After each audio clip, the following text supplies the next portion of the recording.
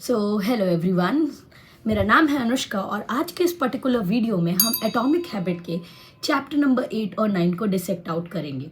तो चैप्टर की शुरुआत होती है एक बहुत ही पॉपुलर एक्सपेरिमेंट से जो कि एक बायोलॉजिस्ट ने किया था जिनका नाम था टिनबर्जन। इस पर्टिकुलर एक्सपेरिमेंट में उन्होंने एक पर्टिकुलर बर्ड को सेलेक्ट किया जिसका नाम था हेरिंग गर्ल्स, और उन्होंने क्या नोटिस किया कि इस पर्टिकुलर बर्ड की बीक पे रेड कलर का एक छोटा सा स्पॉट होता है। अब बहुत समय तक लोगों को ये समझ में नहीं आया कि ये स्पॉट होता क्यों है।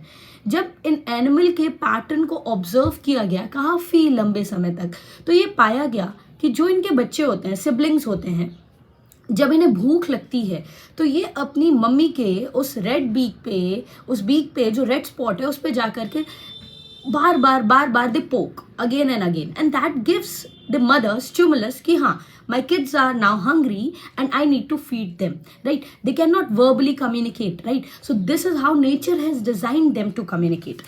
तो यहाँ तक की चीज़ें तो बहुत आसान थी। अब क्या हुआ, एक एक्सपेरिमेंट जो टिनबर्जन ने किया, उन्होंने क्या किया, इसी रेड स्पॉट को उन्होंने थोड़ा बड़ा कर दिया, साइज को बड़ा कर दिया, और उन्होंने क्या पाया कि जैसे जैसे वो इस रेड स्पॉट की साइज को बढ़ा रहे थे वैसे वैसे जो मदर्स हैं उनके थ्रू एक एग्जैगरेटेड रिस्पॉन्स मिल रहा था। मतलब जितना बड़ा स्पॉट उतनी ज़्यादा प्रोबेबिलिटी कि छोटे बच्चे उस पर दिल अगेन एंड अगेन पोक, एंड जितना छोटा स्पॉट उतनी कम प्रोबेबिलिटी कि वो उस पर पोक करेंगे। सरल भाषा में अगर मैं ये बोलूँ तो it is actually acting as an visual cue, right? And in this visual cue what does we found that intensity was directly proportional to the size of the red spot. Are you getting what I am saying?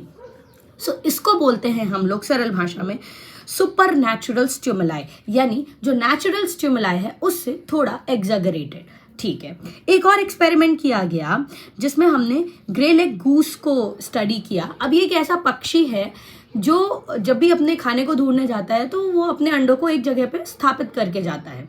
जब पक्षी लौट करके आता है तो वो क्या observe करता है कि कोई ना कोई एक अंडा अपने घोंसले से बाहर चला गया है। अब इस पक्षी की एक नेचुरल टेंडेंसी होती है कि ये उस अंडे को रोल कर करके वापस नेस्ट पे ले करके आ जाता है। अब इस साइंटिस्ट ने क्या एक्सपेरिमेंट किया कि इन्होंने उस पैटर्न को ऑब्जर्व किया। उन्होंने ये देखा कि ये पक्षी ना केवल गोल अंडों को लेकर के आ रहा है घोंसले में, कोई भी चीज़ अगर गोल है तो it is pushing it back to its nest, right? तो इन्होंने क्या किया, अब वहाँ पे अंडे की जगह क्रिकेट बॉल को रख के देखा, and the pattern was same. पक्षी उस क्रिकेट बॉल को भी नेस्ट पे लेकर के आ रहा था। इन्होंने एक बड़ी बॉल रख के देखी, इन्होंने एक वॉलीबॉल रख करके देखी, और इन्होंने देखा कि पक्षी उसे भी अपने घोंसले तक लेकर के आ रहा है और उसके ऊपर बैठ रहा है। इसको बोलते हैं हम लोग visual cue, right? Visual Q, और नेचर में ये एग्जिस्ट करता है। और इस चीज़ का बहुत अच्छे से यूज़ करती हैं आज की जो फूड कंपनीज होती हैं, जो आज की मार्केटिंग कंपनीज होती हैं। You see, they will put in millions and trillions of money to advertise them in the best possible way, right? Like the potato chips that you consume, आपके दिमाग में एक चीज सेट है कि when it will give me a crisp, it is a very good potato chips, right? Similarly, we have so many other food items, right, which are concentrated with salts, sugars and fats, and we feel pleasure after eating them. यही है second law of behaviour change, that is make it attractive, make it appealing. सरल भाषा में आप कोई भी habits को अपने normal day to day life में इनकलकेट तब करोगे जब वो अट्रैक्टिव होगी, जब वो अपीलिंग होगी। अब इसको हम लोग और सरल भाषा में समझते हैं। Have you ever been to the big showrooms, right? What do they do? आपको दुकान में एंटर करने से पहले मैनिक्विन्स में बहुत सुंदर तरीके से उसको डिस्प्ले करके दिखाया जाता है कि what that cloth will look like. Similarly there are so many things that we notice in our day to day life, right? And this is a power of advertisement, this is a power of making any habit attractive. तो it has been observed कि when you make any habit attractive और appealing, you are bound to do that. But अभी question ये है कि हम इसे कैसे यूज कर सकते हैं। इसको समझने के लिए आपको डोपामीन थियोरी समझना पड़ेगा.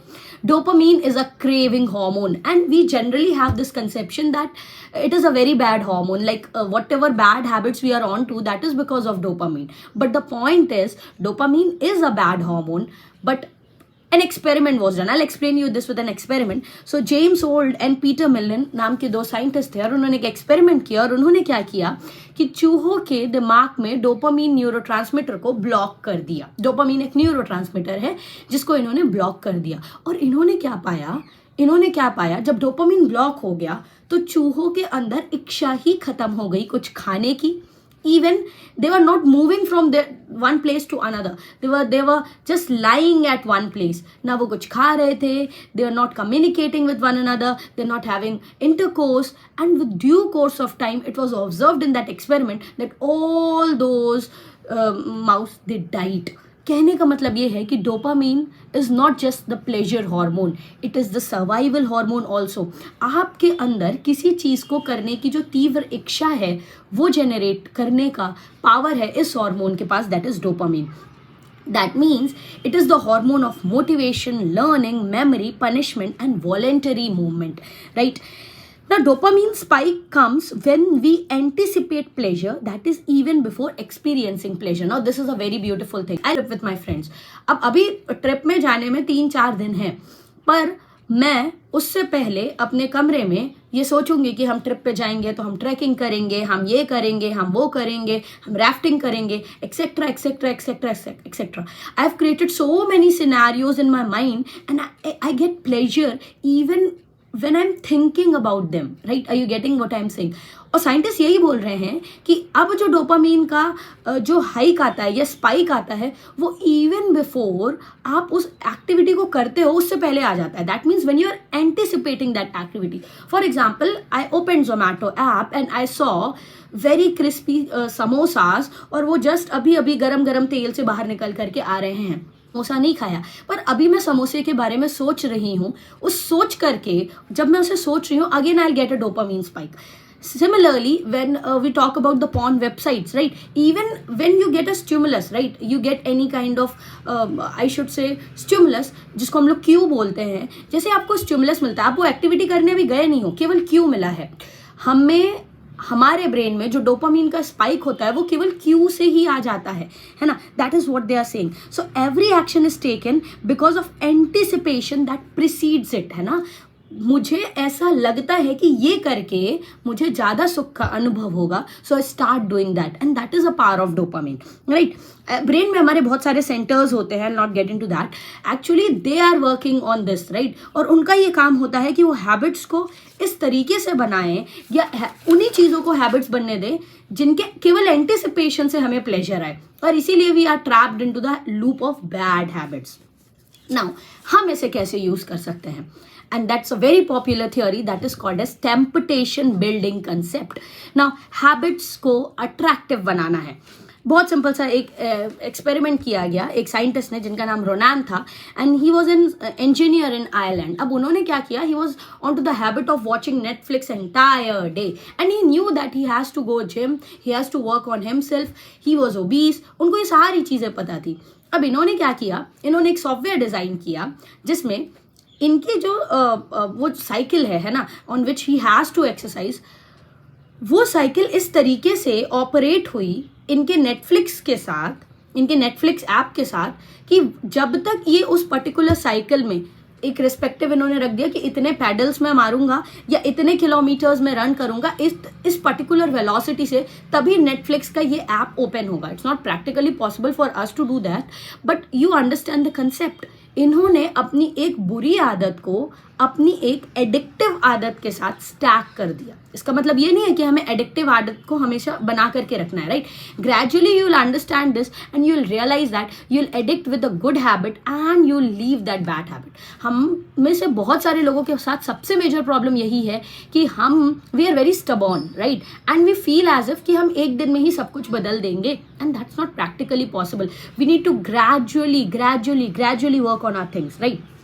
So what is the temptation building concept? That you have to blend two habits, a good and a bad. Simple भाषा में अगर मैं समझाऊं, what you want to do club it with what you need to do. For example, I need to study, right? That is what I know, right? But what I want to do, I want to watch a popular TV serial which I watch every day. I'm taking an example. So what I'll tell myself ki beta, you study for 5 hours and after that you can watch that. Are you getting what I'm saying? So it is like a reward system.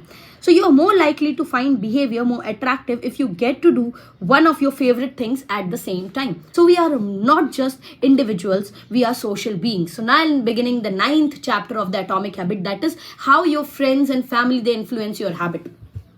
Now, आपकी maximum आदत, ठीक है, आप individually responsible हो, आप जो भी करते हो, but to be very honest, your tribe decides maximum of your, I should rather say, where do you stand, right? Now, it doesn't mean that we are choosing our friends. No, we are not choosing our friends. But the point is, we can choose our tribe. What they are saying, that our friends, family and social circle, they acts like a mirror, right? ऐसा एक बहुत popular saying था कि you tell me your 5 friends which are most close to you and I'll tell you where you'll stand after 5 years.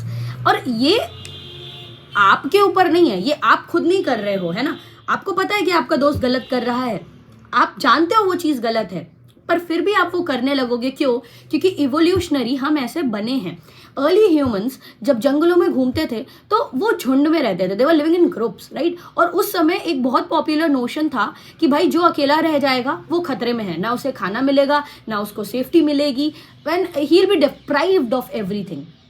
ये चीज़ हमारे दिमाग में पिछले 50,000 साल से हम सीखते आए हैं और इसको हम इतनी जल्दी नहीं हटा सकते. एंड इसीलिए हम अपने आसपास के लोगों को जो करते हुए देखते हैं, we try to mimic it. For example, I take one simple example. आपके दोस्तों के बीच सब रेगुलर एक्सरसाइज करते हैं, है ना? उनके लिए ये कोई बहुत बड़ी चीज़ नहीं है, उनके लिए एक नॉर्मल रिदम का पार्ट है, डे टू डे लाइफ का पार्ट है. आप एक्सरसाइज करना शुरू कर दोगे, है ना? एक और एग्जाम्पल लेते हैं. आपके दोस्तों के बीच you have a group which continuously keep on, I should rather say, gossiping and they are lazy, they keep on eating the fast food.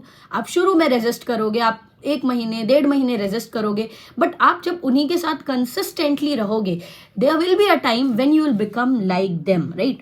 तो 3 टाइप के लोग होते हैं जो हमारे बिहेवियर को शेप करते हैं. नंबर 1, द क्लोज, जिसमें हमारे फ्रेंड्स और फैमिली मेंबर्स आते हैं. Number two which we can not choose, है ना? हम इनका चयन नहीं कर सकते, ठीक है? Number 2, the tribe, the many जिसको बोलते हैं, जिसको झुंड बोलते हैं, ग्रुप बोलते हैं. फॉर एग्जाम्पल, आपकी क्लास के बच्चे, है ना? For example, one is the powerful whom we admire, like I admire Dr. APJ Abdul Kalam. So I'll try to mimic his nature or his important behavior skills in my day to day life. तो ये 3 लोग हमारे habit को decide करते हैं. आप family और friends को भले नहीं चूज कर पाओ, but you can choose your tribe, right? You can choose the powerful whom you admire, and that is what they are saying. Habits are socially contagious.